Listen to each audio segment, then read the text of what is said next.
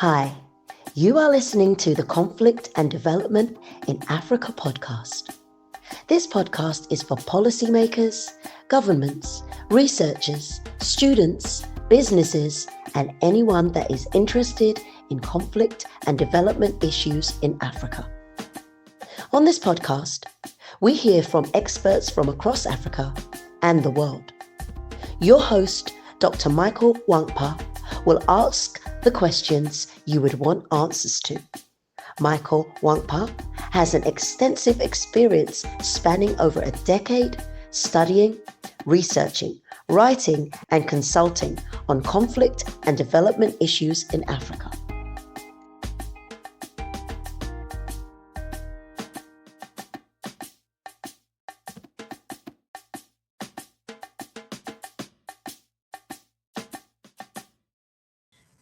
Hello and welcome to another episode of the Conflict and Development in Africa podcast. I'm your host, Dr. Mike Nwankpa. Today we're going to be discussing the hidden toxics in hair extension and the health implication for particularly Black women. I'm joined by two special guests, Dr. Adana Llanos, Associate Professor at the Department of Epidemiology at the Herbert Ivan Comprehensive Cancer Center at Columbia University. And I'm also joined by Dr. Elissia Franklin, who is a research scientist at Silent Spring Institute.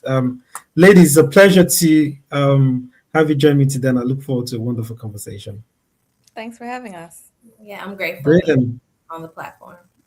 Great. Let me start from Elissia. Elissia, your institute, and I'm sure you're part of them, did a very report or study in February, where the highlight is hair extensions contain more dangerous chemicals than previously known. Can you run us through the process? Let's start first from the process. How did you come to this damning conclusion? What is the process and how is it well taken? Yeah, so this study started just as an exploration of the chemicals that were in hair extensions. We really wanted to just get a comprehensive understanding. So we did what is called like a non-targeted analysis. And as you would imagine, based on the name, is you are not specifying the particular chemicals that you want to identify, but instead you are saying, hey, I just want to know everything that's in these hair extensions. And we tested 43 hair extension products that we purchased at a local beauty supply store and also online. And what we found was we were able to detect about 900 chemicals across these hair extensions. And of the 900 that we could actually detect so that we know are in this product, there were only a handful of those, or a small portion of those we could. It was 169 chemicals that we actually identified, which means that there is a larger portion of those chemicals that we actually don't know what they are, or these compounds where we are not able to identify them. But of that 169 chemicals that we did identify, we ended up finding that there were a few dozen of those that were chemicals of health concern. These include chemicals that disrupt your hormones. These are carcinogens, developmental toxicants, just chemicals that are associated with different adverse health outcomes. Let me stay with you for a second. So you mentioned non-targeted approach to it and the hair extension. So I want to say, sometimes in research, you're looking at credibility, how, looking at the scope of the products in this instance that you've tested and see, can we make a generalization based from that? So when you say non-targeted, I say in random selections, can you speak more to that and how credible that is? Does that also affect the validity of that, that generalization? So can you ask me that in a different way? Okay, I'll say it a different way. So what I'm saying is, so do you think the products you tested is enough in terms of quantity? I don't know if this is qualitative study or It's more quantitative. qualitative in nature than Yeah, it seems that it's more qualitative it's in more nature. semi quantitative, so we can compare across samples. Like this sample may have more of this chemical, that sample may have less of it, but it doesn't necessarily give us the exact quantity in like for something like a regulation, right? So if there's a regulation that says this chemical needs to be below this certain concentration, we don't have that information, but we can say this sample versus that sample does have these differences in concentrations. Yeah. I don't know, let me come to you. So even for such, I don't know if it's a small quantity or a large quantity, to have that amount of toxic in it is quite one that is very important. So how does that speak to so now are we just scratching the surface if we've not even tested many things? So how is this does this give hope, or does it give warning? Should we be alarmed that what we're We going to find if we go on to do more testing? Yeah, we know that our exposures are cumulative. And so and we also know that a lot of like hormone disruptors, for example, can cause harm at low concentrations. And so it's not that, oh, well, you should be thinking about, oh, it's just this little amount, because when you think about the fact that some of these chemicals are already in other products that we're using. So it's just adding up on our cumulative exposure. We're also talking about products that are disproportionately used by an already overburdened population of people, which are Black women. So Black women are using these at higher rates and more often than other groups of women. And so studies have shown that we already have higher levels of some of these consumer product chemicals in our bodies. And so we really want to start addressing like what are some of the sources to those exposures. And what this speaks to is these are potential sources of exposure. We know that hair extensions are chronic. If these chemicals are in these products and we're using them constantly. I know when I get braids, for an example, I don't take my braids out at night and then put them back in the morning. I wear my braids for months at a time sometimes. And so if the chemicals are being leached from the hair, that's a chronic exposure to a product. And so it is something that we should just think about when we're considering our risk and some of the our cumulative or overall exposures to certain chemicals. Yeah, Adana, let me come to you. So, in your study, looking at the causes of cancer, so in this study of over 900 chemicals, I think about 169 was identified to have distinct chemicals that causes cancer. How significant is this number? What are those particular chemicals, and how significant is it? So I won't speak specifically to the chemicals because Dr. Franklin is our analytical chemist on the on the I podcast. should have been asking her that, isn't it? But Yes, go ahead but what I anyway. would say is that this is cause for alarm. Not alarm in the sense that women should just stop braiding their hair or stop, doing these behaviors that are a part of our culture, a part of our identity. But what I think this, Dr. Franklin's study has shown is basically that we need to be a little more aware of the potential exposures that we're exposing ourselves to doing routine things like getting our hair braided, right? As Dr. Franklin mentioned, when Black women get braids, myself included, I'm keeping the braids for about 2 months. So I'm sleeping on the braids. The braids are on my skin, on my scalp. And so any chemicals in these products are potentially being absorbed through our bodies dermally, um, fumes, through inhalation. So the truth is, we really don't have a lot of research focused on this topic, despite the evidence that we know Black women use these products and many other equally toxic products in combination, right? So Mm. thinking about cumulative exposures, the braiding hair is just one source of exposure to these toxic chemicals, like endocrine disrupting chemicals. But we use so many products. If we just focus on hair products alone, Black women are the highest consumers per capita of hair products. And when you dive deeper into the chemicals in these hair products, you find that they contain toxic ingredients. And these are the products that are marketed to and used by Black women. So this is something that we're basically just scratching the surface here. So let me still stay with you. You mentioned, like Riley said, and Elissia mentioned it as well. Overwhelmingly, Black people are the ones using this product, and I like the way you said it. Black women are the uh, highest consumer using this product. But you also mentioned something about culture and identity.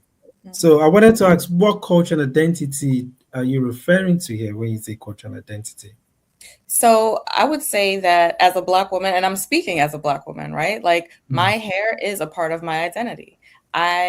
Because of the uniqueness of being Black, I can wear my hair 1,000 different ways in a year if I chose to. I can wear braids, I can wear extensions, I can have my natural hair out, it can be straightened, it can be, in its coily, curly state.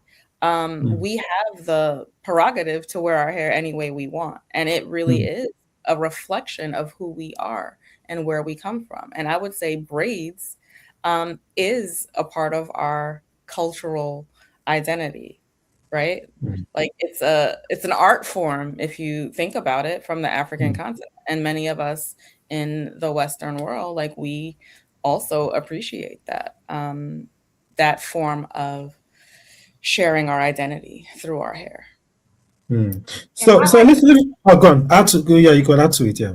Yeah, and I'd like to highlight that we didn't only test braiding hair, we also tested human hair extensions as well, and eyelashes as well, which are more, I would say, cosmetic in nature than like, a hairstyle. But the human hair the human hair extensions, so the ones that are usually used for wefting, had a more higher number of these chemicals that are associated with harm in them than some of the synthetic braiding hair products. So it's not even just the products that we use as for the braiding and for, cultural identity and things like that, but also the ones we're using for convenience. I say some people may do like sew-ins or make a wig out of convenience. And like, I just want something that I can put in. I don't have to worry about my hair for a little while. And it's easy to do, easy to upkeep. And so there's also that angle too, where it's like, it's any style that you're using where you're adding extensions, there's that potential exposure to these chemicals. Yeah. So speaking of the dynamics in terms of, I think Adana might be able to answer this question. So looking at how the causes, you're looking at the disparity in race, looking at how tracking or tracing causes of cancer. So if Elissia said they also tested eyelashes. I think eyelashes is more generally used, not just I don't know if I'm wrong, correct me. It's more generally used maybe with the whites as well. So then have you seen any differentiation in terms of how this might cause cancer, or Elissia, did you find any toxic in the eyelashes from compared to the human hair extension? Were there any kind of like distinction or whatever? No, the chemicals that we found in the lashes were also found in the hair extension. So it's there, as far as like the different types of toxicants we found, like we did identify like chemicals that are associated with breast cancer outcomes as well in these products. So Adana, do you in your work tracking the causes and all of that, what can you speak to the disparity in terms of race? Let's say a white woman and a black woman, in terms of cancer now, reference, and how this might lead to it. So one of the things that I mentioned earlier is that, there haven't been very many studies on these topics yet, right? So So these new studies, including some of our work, Dr. Franklin and I focusing on chemical relaxers, really are just now scratching the surface, right? And the intention of this work is to start to understand, well, what might be some of the unique exposures that Black women might have compared to other racial and ethnic groups that could explain some of the differences, some of the disparities that we see in breast cancer incidence and outcomes. As you know, Black women are diagnosed at younger ages than other racial and ethnic groups, and we tend to be diagnosed with more aggressive tumors. And so, just thinking about the increasing incidence of early onset breast cancer, this is sort of the impetus for why I was so interested in studying novel exposures, exposures that have not yet been studied, because clearly there's something we're exposed to that has not yet been linked to cancer outcomes. And just realizing that we use so many products, especially hair products. Like, I keep coming back to hair products just because, I use a lot of hair products. I've been very careful in hair products that I've selected. And I talk to friends and family and colleagues about this topic a lot. But if we even just, set aside hair products, we use so many personal care products or cosmetics on our bodies every single day. And as Dr. Franklin mentioned, these any exposure or any chemical that we're exposed to through these products, the doses may be small, but they accumulate over time. So if you think about using a product that has high concentrations of endocrine disrupting chemicals, whether you're a female or male, those exposures after using the product every day for years accumulates and can be damaging to your cells and your tissues. And to the function. Okay, go on. Go on. Yeah, you mentioned something before, and you've also kind of like illustrated that in your own behavior as well. You mentioned something about awareness, and then you said in choosing your own products, you're careful. This is your way. You're careful the hair products that you choose. So I wanted to ask that because in Elissia, you guys concluded in your research there should be some sort of regulation and stuff like that. So regulation and awareness. Well, is it so from what Dr. Llanos is saying now, it's more like people have to be aware, people need to be conscious, maybe education, people need to know what a man this in selecting the product. We also talk about regulation. How do we marry these two? So I believe that until there's regulation, there needs to be awareness. So I do not believe where we are now as a society is that people need to be aware because there aren't any regulations. Whereas like if the regulations did exist, then we would already have a safer chemical landscape in our across countries and across the world, right? So regulations can be put in place because it can protect everyone, because these chemicals would not be allowed in our products. They would be required to be tested for safety before they're actually put in products. And like, folks could just live frivolously and like not have to think about it. But because we aren't there yet and chemicals are allowed to be put in products before they're tested for safety, we have to just be more aware as individuals, which, it's one of those things that could be useful for more upstream impact. So again, using your buying power to lead to maybe your favorite store no longer selling certain products. So it could also be shopping at stores where they're only selling products that have certain products, which that's not sustainable, as simply not sustainable. But it's like using your buying power, because like Dr.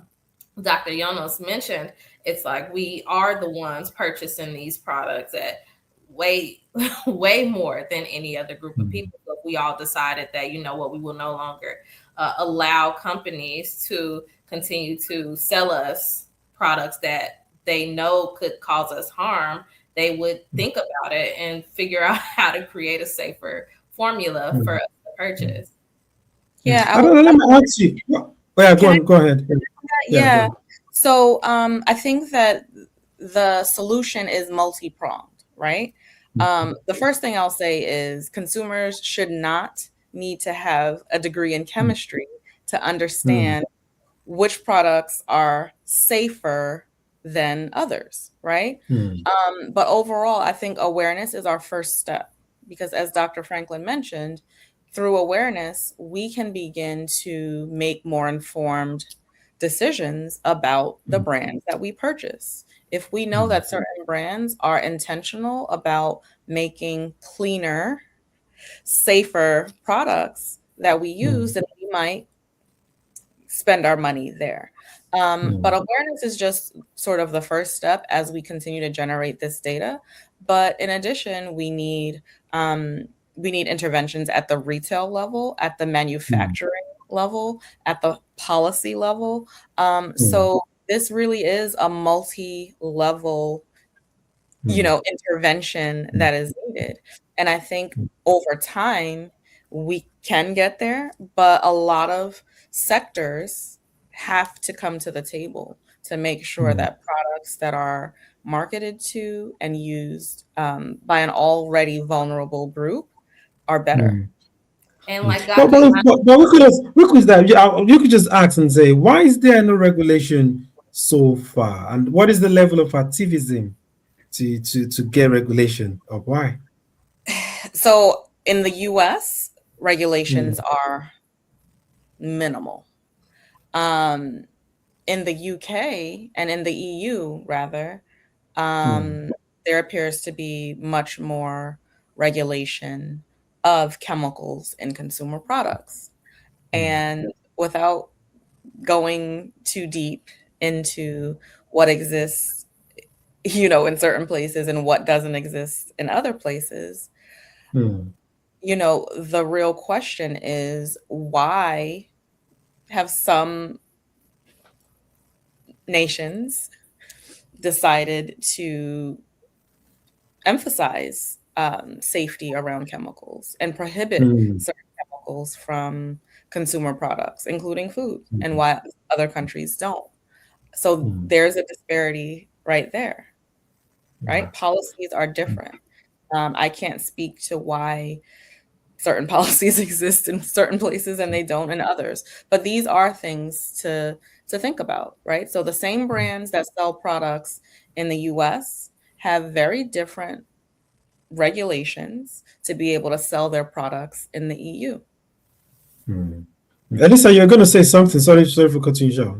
No, I was just going to add on to what Dr. Llanos was saying about you shouldn't need a degree in chemistry to be able to understand your labels. As someone with a PhD in chemistry, I still struggle to try to navigate the chemical landscape, because the one thing that's most challenging is that not only is it you have to understand the chemical on the label, they will give one chemical 5 different names, and you have to figure out, okay, is this one of the synonyms for this chemical? And you have to navigate in that way. So it's down to the way that the chemicals are listed on the product. It's just challenging because there should be some common name or something that allows us to be able to navigate labels a little bit better, and it's simply not. So on one label it may say one thing, but on another label it might be another synonym for it, and so it's just hard to navigate that space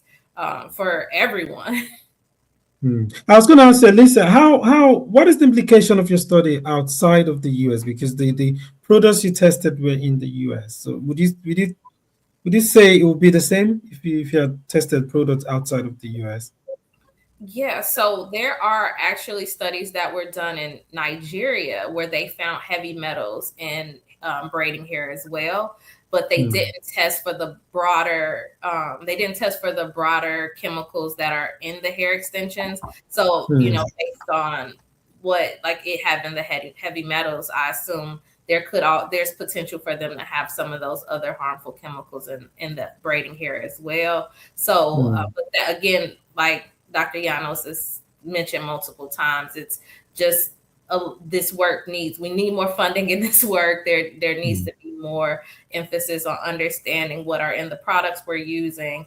And a lot of the products that we actually purchased were manufactured abroad. So they were manufactured in other countries. We don't know where they're being exported and imported to. So I know that they were at the stores that we visited, and a lot of them were actually manufactured in Asia, some country in Asia. So whether that be China, Japan, some other country. So I'm pretty sure that they're manufacturing there and potentially shipping out to wherever the demand is.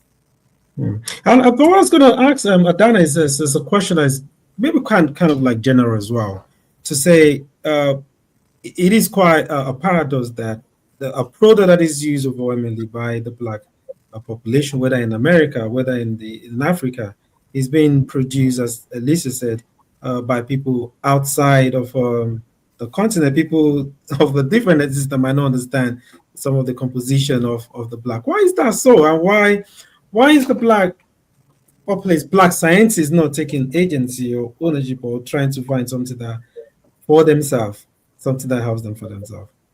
Is it a finance issue? What is it? I'm not totally sure, but I think that that's how it's been for decades. If you think about beauty supply stores in Black neighborhoods, who owns them? The majority of them are owned by Asian individuals, right? So what has driven that and driven their manufacturing of products for Black people? I have no idea. But I will say there are some Black beauty brands, including braiding hair, that have recently come on the market that are focused on making less toxic braiding hair. There are brands that are now making braiding hair from banana fibers and different things, right? So there is innovation among Black scientists and Black owners and manufacturers. So I think as more of this evidence is showing scientifically that there are differences and there are causes for alarm and cause for us to really think about the products that we purchase and the products that we use on a regular basis, there will be an increasing demand for safer alternatives. And hopefully those safer alternatives will be at price points that make them accessible. And hopefully people will gravitate towards those brands and those products. Let me same question, but in a different way. At least I'm going to ask you.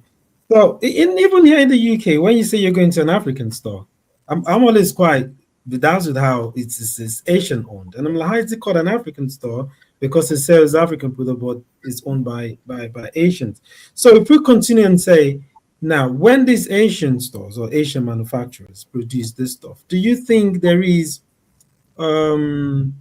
it from not knowing what might be suitable for the Black populace, or do you think that there's a bit of knowledge or not caring, whatever implication it might do? So is it from either of this perspective, or which perspective is it from? Yeah, that we don't know. I will say that the chemicals that we identify, a lot of them are legacy chemicals. And so I don't know that it's we don't know, or we produced this product back in the early 90s and it works. People keep buying it, so we're going to keep making it. So there is no push to actually make any changes because there hasn't been a demand for that change. So I don't know about like whether they became aware or, whatever's going on behind the scenes. But some of these chemicals are just chemicals that have been historically used in plastics. And we know that hair extensions or braiding hair in particular, synthetic braiding hair is a type of plastic, a type of single-use plastic. You use it, you throw it away, but you're done. And so and the chemicals we're finding are just have been found in so many different products. And so I think now with us being more aware and us finding some of these legacy chemicals in the products, we can, and we're calling them out, there may be now that push to say, okay, we need to consider how can we reformulate, because people are moving away from our product into those safer options. So Adana, let me ask you, following up what Elissia said. So could it be a question where there might be, because we've seen also in is it the Johnson powder that's going on now, where it's come out that it's caused a lot of cancer to babies that have been using Johnson powder for years. Do you think there might be a case or point where there might be litigation, where the black women want to hold these companies accountable, or is it just, as Elissia suggested, is just walking away from them and working to try and make them lose money? Which option do you think might happen or might be more effective in creating the change needed? I think both options are possible. Currently there are litigations against makers of chemical hair relaxers, alleging that the use of these products cause uterine cancers and other reproductive related conditions, which again have much higher incidence and poor outcomes in Black women. So there's definitely the possibility, as we generate more scientific evidence showing that these products could potentially be harmful because they contain carcinogens and other toxic chemicals linked to adverse health outcomes. I'll add that, as scientists, we typically end many of our reports with a statement, more research is needed. My question is, when is enough research available to say now it's time to act? I'll add one last point, and that is we need more research in the sense that some people will say, well, yeah, you found these chemicals in these products, but how do we know that they're causing or linked to increased risk of any outcome?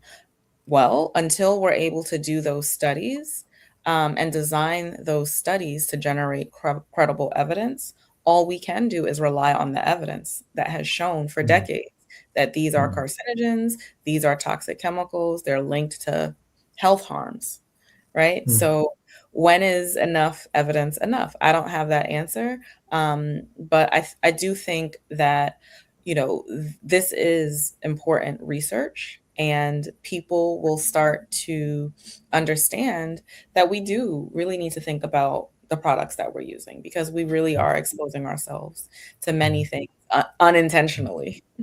And not Elissia, do you have the answer? Because Adana is saying, on one hand, when do we say that we've had enough research?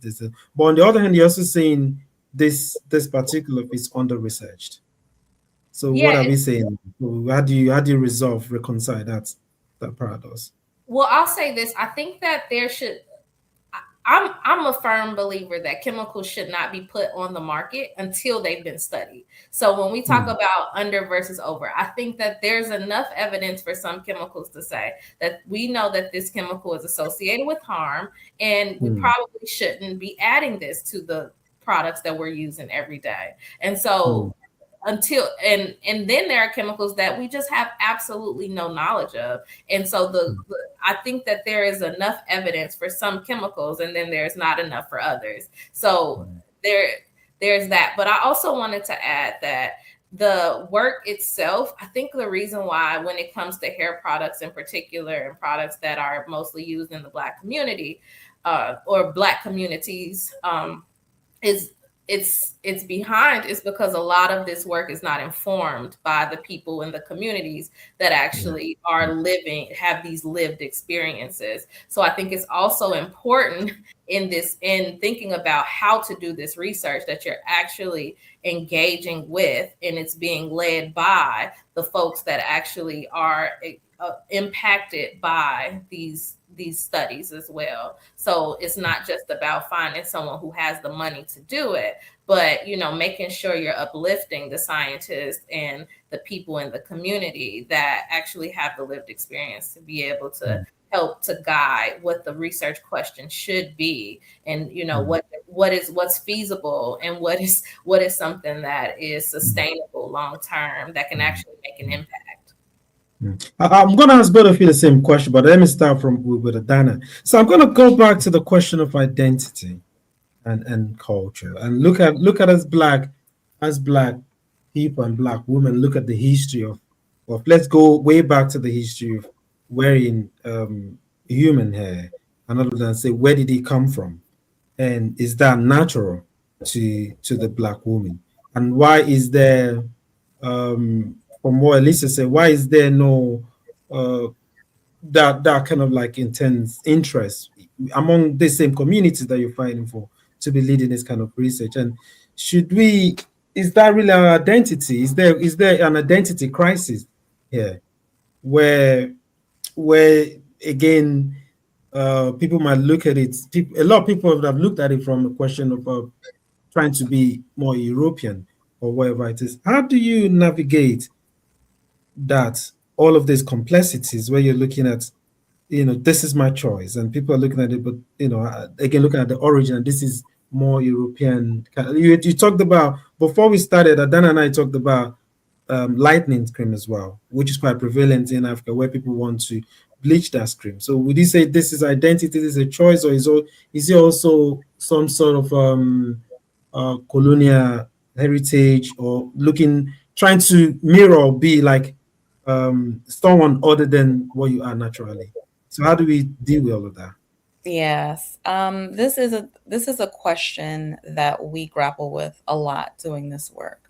So I have a few thoughts on this. The first is that a lot of what is viewed as beautiful is, or has been, grounded in Eurocentric beauty ideals, which, obviously is tied to colonialism and racism. So that is also in the background, right, of what we're talking about, the products that we're using, whether we wear our hair straight, whether we get relaxers, whether we use skin lightening or bleaching creams to make our skin lighter. So I'll say, on one hand, yes, hair is an identity, a part of the identity of Black women. And again, the beauty of being a Black woman is that my hair can do many different things. I can wear it straight, I can wear it curly, as I've already mentioned, braids, extensions, wigs, whatever it is, however I'm feeling that day, I can wear my hair that way. But I will say that some people don't have the privilege of doing that, right? Depending on the industry that they're working in. For instance, I'm just using this as an example. And there's evidence to suggest that, straighter hair and lighter skin is associated with more privilege, socioeconomic privilege, job security, and things of that nature. We can't exclude that fact. We have to consider the socio-political context in which people live. The natural hair movement was a thing where many women stopped relaxing their hair, and they wore their hair in the natural state. I mean, I wear my hair in the natural state because I don't get relaxers. Does that mean that I always wear my hair curly or kinky or whatever? No, I flop and decide on the day, right? Again, I have that prerogative. I have the privilege to do that. But I think that this question is really important. We think about personal care products and consumer products as just about choice. Like, we are choosing to use these products every day. But I think it's not just about choice, right? Because, as I mentioned, some people, they feel pressure to present themselves a certain way. And Black people are the only group that I feel like has that sort of pressure, right? And so when we think about just, oh, well, this person is straightening their hair or getting their hair relaxed because they want to look like a European, I don't think that that's necessarily the case. And so another question is, well, why do women wear their hair in the way that they wear their hair? Why do women, choose to present themselves to the world in the way that they do? And that is a choice for sure. But I think that there are also other nuances that we're not addressing when we just think about, the texture of our hair, right? Going to the skin lightening creams. Well, I think that again, colonialism is why people choose to use these products that are harmful, right, to our health in many different ways, to have lighter skin. Because again, lighter skin and straighter hair has been associated with privilege in different ways. So I think I say all that to say we can't just focus on, assuming that the reason that people are doing what they're doing or presenting themselves is only because they look like a Eurocentric person, right? There's more to it than that. And I think that, especially in places like America and the UK, there may be a lot more to the issue. Elissia, what do you think, and how can the black woman in particular, the black people, how can the black woman maintain agency and reclaim its identity? And like Adana said, which I really appreciate, you can choose to do what you want to do. You could choose on a given day, but then again, we can also shy away from why. You've mentioned why people do this. How do we deal with that why and reclaim identity and agency? Yeah, I think that the choosing your hair, whatever hairstyle you want, is your agency, and you're doing it because it's something that is true to how you're feeling, and how, like Adana said, you can, depending on how I'm feeling, my hair is going to look a different way. So I'm a firm believer that a large reason why Black women in particular choose hairstyles, especially Black women, people in certain professions, is out of convenience, being able to wake up every morning, being able to say, okay, I can predict how my hair is going to look in the morning. As someone who has worn wigs, sew-ins, braids, you kind of know that these styles are things you can depend on. When you wake up in the morning, I can go straight to work and I'm not going to have no fuss from my hair. Whereas when I more so wear my natural hair, we can just say it, like, there is a particular expectation of Black women when they wear their natural hair. Black women, if we choose to wear our hair kinky, curly, as it grows out of our head, there's a certain want from not the white folks that we work with, but our Black colleagues, that our hair should look a certain way when it's coily or curly. And so when I wear my natural hair and it's not to the T or to the expectations of my Black colleagues, there is there's this expectation as well. And so I do firmly believe that the styles, it's not only about like wanting to appeal to some Eurocentric beauty, but actually wanting to, more so have make our fellow sister and brethren proud as well. And so I feel like we all. Well, I'm proud of your hair. I like the way you wear it. We have this burden, where I feel like Black, and especially in the U.S., we feel like we represent our community. Some people get to live as an individual, and when they make decisions, it is a decision that they made, and that does not represent them, or that does not represent their people, that does not represent their family. This is a sole decision of an individual, whereas as a Black person, it's like when you make a decision or you look a certain way, it's like, oh, see, like, and you're a representation of the whole culture, like every culture across the world that is, Black identifying. And so I do think that we are sometimes even more critical of each other than others are of us. I agree with you. And before I ask the last question, I'm just going to make an analogy. So there is both of them are dead now. They are literally giants. One is from Kenya, Ngugi wa Thiong'o, and Chinua Achebe. And they just decided, Atiogo just decided to say, no, I'm writing in the language of the colonial masters. I don't want to write in the language again. But I think it changes it. But Achebe said, listen, I've received this language. I'm going to make it mine.